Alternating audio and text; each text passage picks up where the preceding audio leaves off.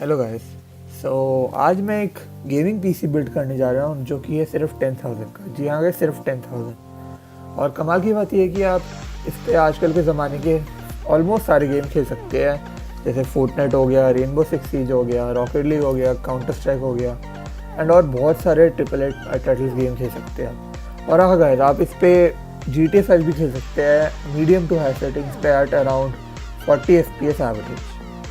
तो गाइस, बिना किसी टाइम वेस्ट करे लेट्स स्टार्ट द बिल्ड।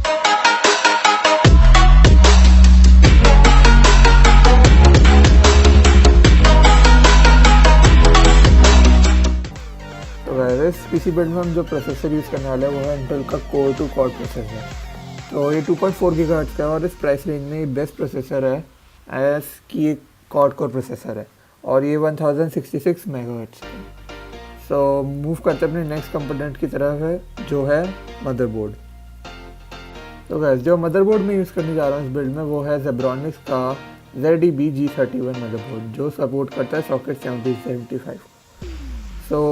ये मदरबोर्ड बिल्कुल बेसिक मदरबोर्ड है जिसके साथ आपको 2 SATA केबल और सब जो भी इसके अंदर सामान मिलता है वो मिलेगा।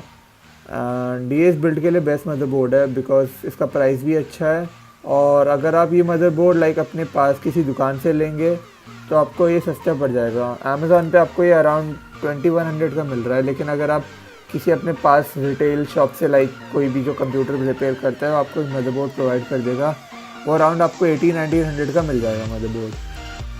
सो गाइस, जो नेक्स्ट कंपोनेंट है हमारा रैम स्टिक्स है। मैं यूज़ करने वाला 2 हाइनेक्स की DDR2 रैम स्टिक जो है 800 मेगाहर्ट्ज़ की। तो टोटल 4 GB रैम हो जाएगी। इसमें 4 GB से ज़्यादा हो भी नहीं सकती क्योंकि DDR2 रैम 2 GB से ज़्यादा अवेलेबल नहीं है।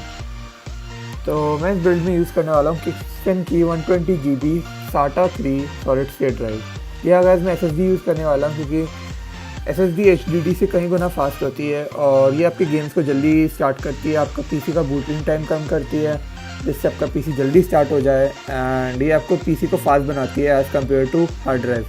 नॉर्मल हार्ड ड्राइव जो होती है वो आपके PC को बहुत स्लो PC आपका बहुत स्लो हो जाता है उन हार्ड ड्राइव से, इसलिए हम SSD यूज़ करते हैं जिससे आपका PC फास्ट रहे।